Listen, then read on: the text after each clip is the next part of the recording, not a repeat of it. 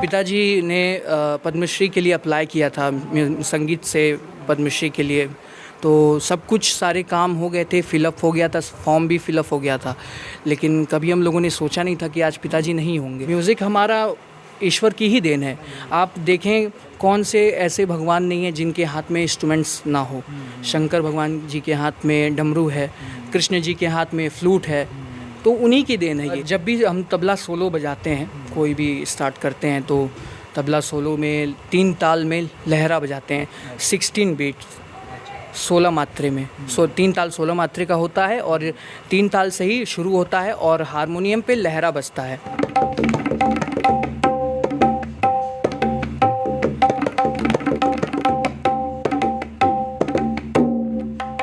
पिताजी कहते थे, बेटा देखो, इंसान होना भाग्य की बात होती है, लेकिन एक संगीतज्ञ होना सौभाग्य की बात होती है।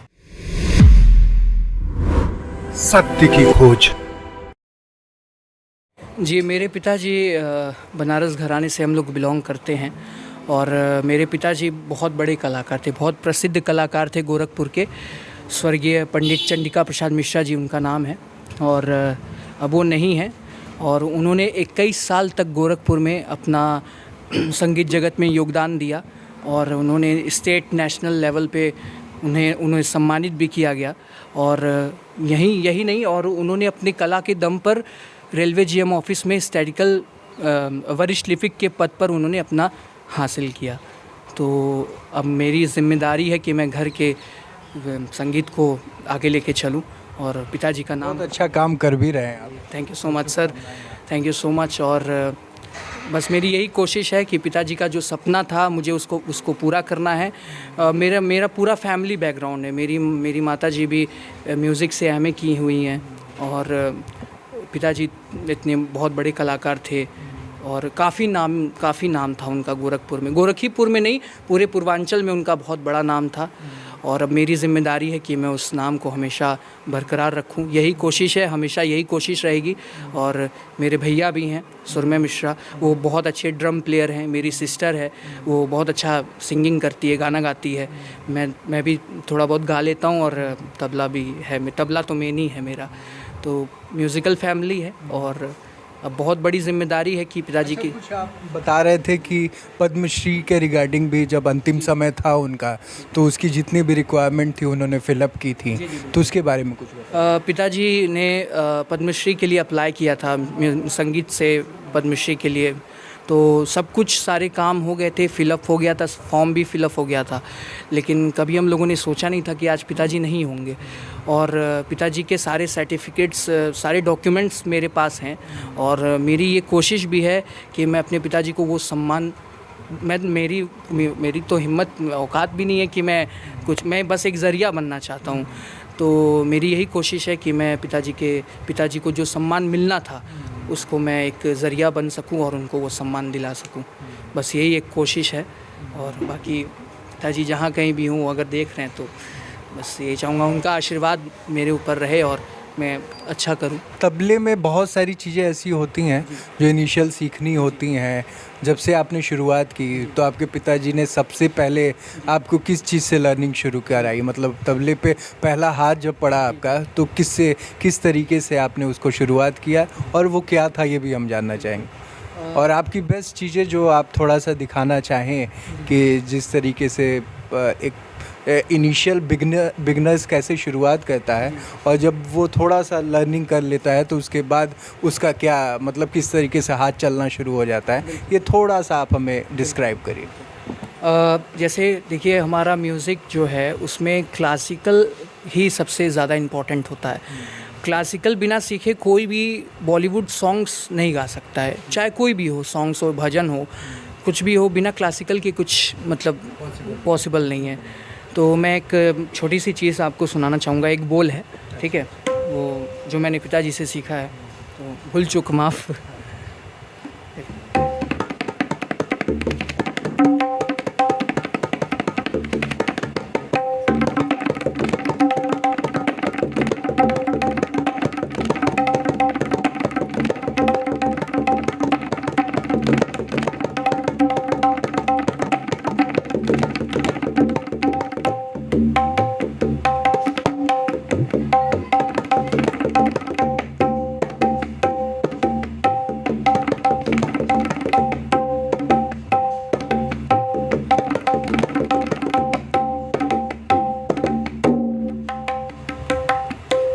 ये हमारा जब भी हम तबला सोलो बजाते हैं तो 3 ताल में बजाते हैं। तो 3 ताल में मैं अभी 3 ताल चल रहा है। जी, अभी पहले मैंने आपको एक कायदा सुनाया था, उसके बाद मैंने जो बजाया वो 3 ताल में मैंने 1/3 लिया। तो यही सब चीज़ें हैं और आप सीखें तो आपको बहुत अच्छा भी लगेगा। और म्यूज़िक सीखना आप समझिए, आप बहुत पिताजी कहते थे बेटा देखो इंसान होना भाग्य की बात होती है, लेकिन एक संगीतज्ञ होना सौभाग्य की बात होती है। तो ये बहुत बहुत अच्छा है, आप कोई भी सीख सकता है। अच्छा, एक चीज़ मैंने देखी है कि जैसे संगीतकार हैं, सिंगर्स हैं, वो हारमोनियम पे रियाज़ करते हैं। तो अगर आप सीख चुके हैं तो आपके पास म्यूज़िक होती है, ठीक है, कभी कभी म्यूज़िक नहीं भी होता है, तो आप उस वक्त कैसे, मतलब आप रियाज़ करते हो कि प्रैक्टिस करते हो और कुछ भी नहीं चल रहा है, आपके पास कोई म्यूज़िक नहीं है, कुछ भी नहीं है, आपके मन में म्यूज़िक है और आपको बजाना है, तो कुछ ऐसा इनिशियल शुरू करके और मतलब जो कहते हैं ना कि जो रिदम वाले ताल होते हैं उससे बिगनिंग से लेके थोड़ा सा एक कुछ दिखाना चाहें आप तो। जब भी हम तबला सोलो बजाते हैं, कोई भी स्टार्ट करते हैं तो तबला सोलो में 3 ताल में लहरा बजाते हैं, 16 बीट 16 मात्रे में। 3 ताल 16 मात्रे का होता है और 3 ताल से ही शुरू होता है और हारमोनियम पे लहरा बजता है 16 मात्रे का। तो वो क्या है, जैसे मैं आपको एक तबले में ही बताता हूँ 3 ताल बजा के, जैसे ना दिन दिन ना दिन दिन ना ना दिन दिन ना।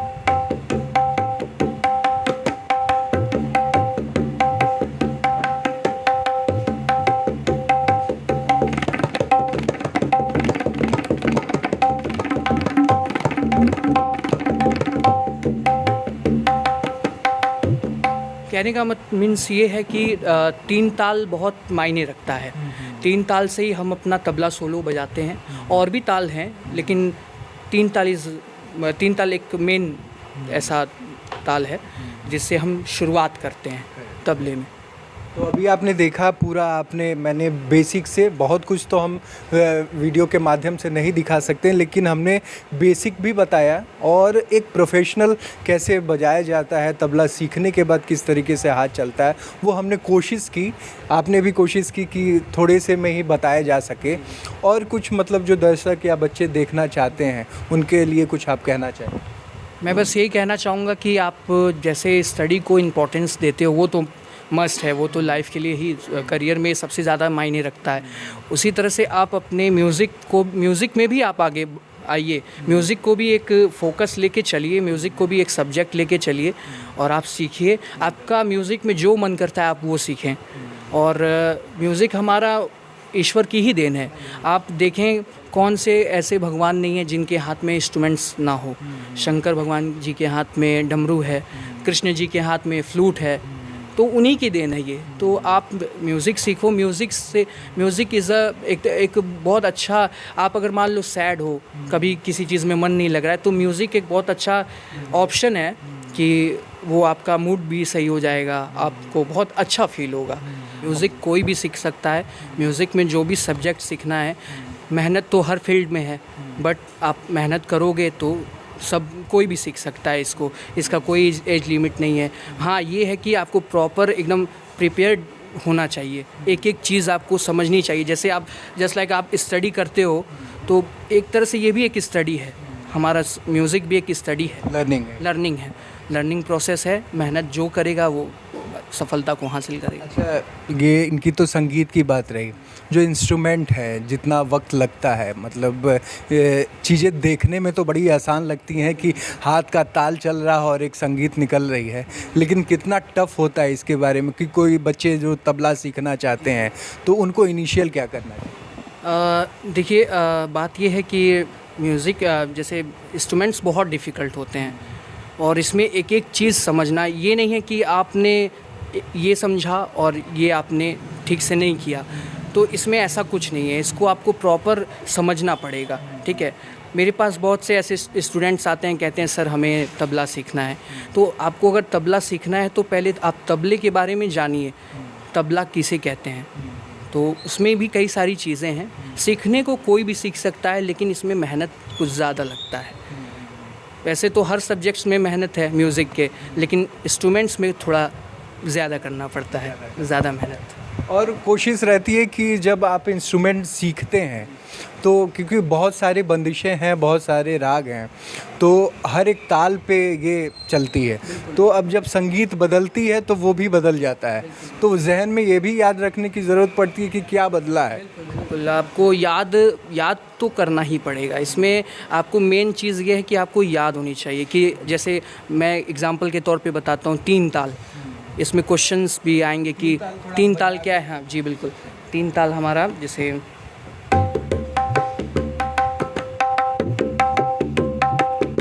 ये हमारा 3 ताल हो गया, ना धिन दिन ना धिन दिन ना तिन तिन ना धिन दिन ना। तो इसमें समझना पड़ेगा जैसे 3 ताल क्या हो गया, एक ताल कौन सा है, तो आपको याद भी रखना है और अपने आप को मेहनत इसमें ज़्यादा मांगता है। जी, मेहनत। एक ताल भी होता है जी, कितने ताल होते हैं मतलब? इसमें ताल बहुत सारे होते हैं, ताल बहुत सारे होते हैं और मेन ताल हमारा 3 ताल हो गया, एक ताल हो गया, दादरा हो गया, झप ताल हो गया, तो ये हमारा मेन। 2-3 ताल जो मतलब इनिशियल कोई बच्चा शुरू करना चाहता है, थोड़ा सा आप उसको मतलब बता के कि ये ताल है और उसको आप थोड़ा सा। बिल्कुल, ओके। जैसे हमारा 3 ताल हो गया, मैं आपको बताता हूँ, मैं आपको कहरवा ताल एक बार, क्योंकि कहरवा ताल एक ऐसा ताल है जिस पे आप गाने पे बजाते हैं, गाने पे सीख सकते हैं। कहरवा ताल क्या है देखिएगा, मैं बोल के बताता हूँ, धागे नती नक धिन। ये जो ताल है ये बहुत सारे सॉन्ग्स पे बजता है, जैसे जस्ट लाइक धागे नती नक धिन। ओके, अब इसको हम थोड़ा, इसका जब प्रैक्टिस होगी, इसकी प्रैक्टिस होगी तो फास्ट में ये क्या बजेगा,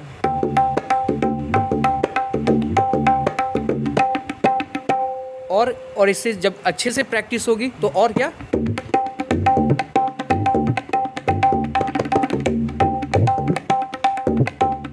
मतलब ये इसके कई सारे पैटर्न्स हैं जी, स्पीड बढ़ जाता है।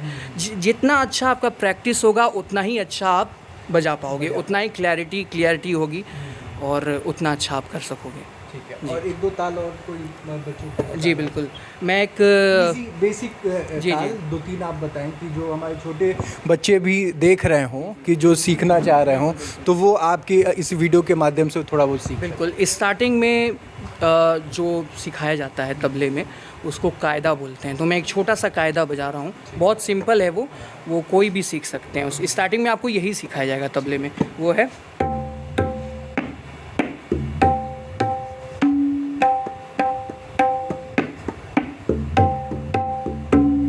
इसको बोल के करेंगे, धा धा ते ते धा धा तुन्ना ता ता ते ते धा धा धिन्ना। अब ये सुनने में तो बहुत सिंपल लग रहा है, बट इसका देखिएगा आप, इसका कितना अच्छा ये अभी आगे आएगा जब इसका प्रैक्टिस करेंगे। क्या हो गया, अब थोड़ा सा बढ़ाएंगे, ठीक है। अब इसका और तेज़ बजाना होगा जब प्रैक्टिस अच्छे से होगी। अब इसके प्रकार आगे क्या बजेंगे,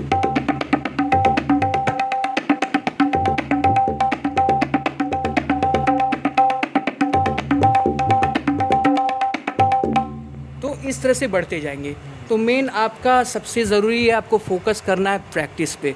जितनी अच्छी प्रैक्टिस होगी उतना ही आप जल्दी ग्रो करोगे और आप आगे कर सकते हैं। क्या खूबसूरत चीज़ें आप इस वीडियो के माध्यम से बहुत सारे छोटे बच्चे होंगे जो अभी कोशिश कर रहे होंगे, क्योंकि किसी के मन में होता है ना कि एक बचपन से ही आ जाता है कि तबला उनको अट्रैक्ट कर लेता है या गिटार अट्रैक्ट कर लेता है या म्यूज़िक ही बहुत अट्रैक्ट कर लेता है, उनको पता नहीं होता शुरुआत कैसे करें।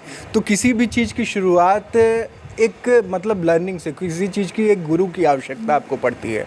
तो अगर आप गोरखपुर में हैं तो आपका इंस्टीट्यूट भी है, तो अपने इंस्टीट्यूट का भी थोड़ा सा आप बता दीजिए। जी, किस तरीके से मेरा CPM म्यूज़िक्स ऑफ आर्ट मेरा है, ये यहाँ पे आपका असुरन चौक के आगे आप जाएंगे तो वहाँ पे है, ये गैलेक्सी मॉल के पास है, आप वहाँ पे आ सकते हैं और म्यूज़िक में कोई भी सब्जेक्ट आप सीख सकते हैं और फिर आप आगे करें और करियर भी आप इसमें बना सकते हैं। एक एंटीडोज की तरह काम करता है। जी जी बिल्कुल। तो तो आपने देखा किस तरीके से तबले के बारे में हमने सारा कुछ बताया और कोशिश की कि आपको बता सके। तो देखते रहिए टाइम्स ऑफ हिंद और आपको इस तरीके की म्यूज़िक और न्यूज़ आपको मिलती रहेगी। म्यूज़िक आज भी आदमी को रोक के रख देती है और उस समय जब कृष्ण का युग चल रहा था तो उनके बंसी के धुन से भी वो सारी चीज़ें रुक जाया करती थी, थम जाया जाती थी और आपके करीब आ जाती थी। देखते रहिए टाइम्स ऑफ हिंद। मैं शुभम त्रिपाठी, नमस्कार।